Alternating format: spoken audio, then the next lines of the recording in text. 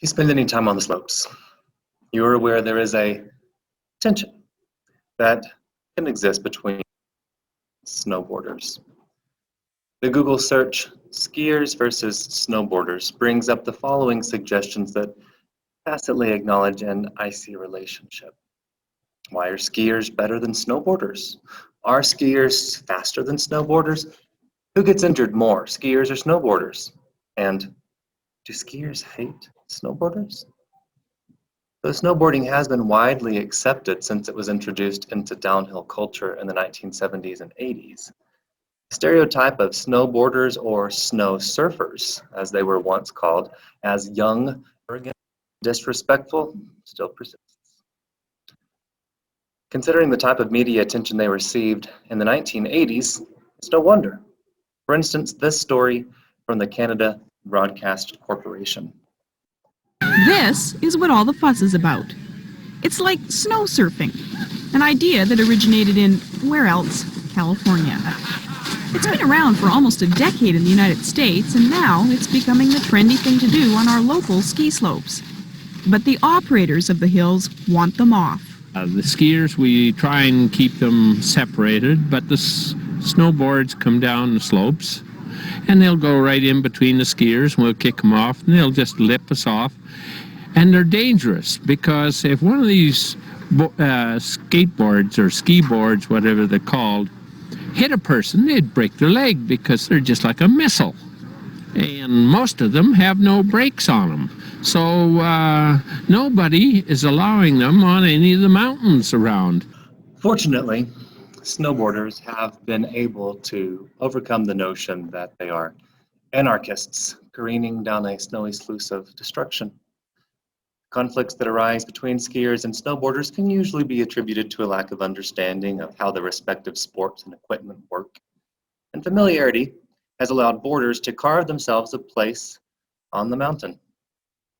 Those early riders knew back in 1985 that the issue was not their cool new winter gadget or even their attitude. Take a look. Don't see it that way. You got this powder strap right here, it holds you on like a brake. Your board can't go any more than 3 feet away from where you are. Skiers have brakes on their skis, or straps about the same thing. So why are these people upset then?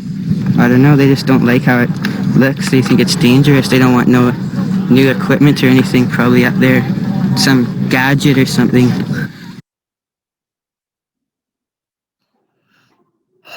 The now passé view of snowboards revealed in this almost 40-year-old news story leaves me wondering how some newer developments in the world of downhill snow sports would have been received in the 1980s. Consider the ski bike.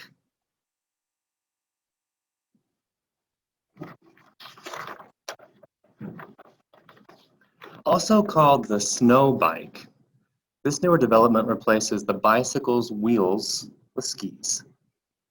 And while these high-dollar bikes include the fancy front and rear suspension you find on higher-end mountain bikes, one thing they do not have is brakes. To assist with control, some ski bikers attach mini skis to their feet. Others simply stand on the stationary pegs that have replaced pedals on these ski bikes. Colorado has its own producer of ski bikes, Lentz Sports. The video you're watching is one of their product demos and was filmed.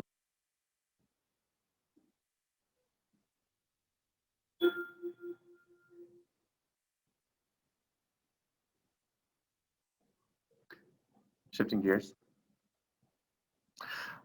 What do you get when you stack a skateboard on top of a snowboard? The snow skate. Some of you may have seen this edgy combination on Colorado slope. What's the big deal, you ask? People have been going down mountains on slick, flat contraption. Well, unlike snowboards, snow skates do not have bindings. They're not attached to the board. And unlike the guy in this video, apparently even really experienced snow skaters fall. A lot.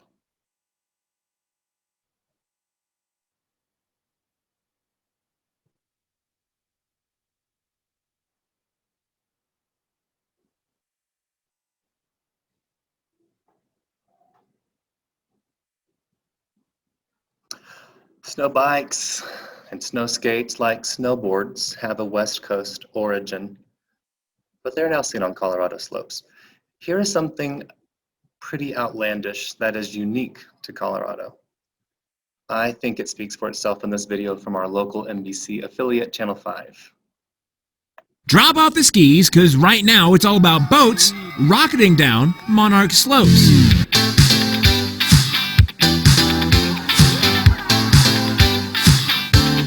All right, I just saw you kayak down a mountain. Talk to me about that. Well, it's pretty sick. It's a lot faster than I thought it would be for sure. An annual event, Kayaks on the Snow, is hard, or at least interesting, to explain. This is a combination of sledding and probably skiing and jumping off a cliff all at the same time. And we got a red kayak coming down! The BYOK, or Bring Your Own Kayak event, has been drawing a crowd for 13 years. We got about 200 or 300 people. Everybody's cheering, having fun. Woo!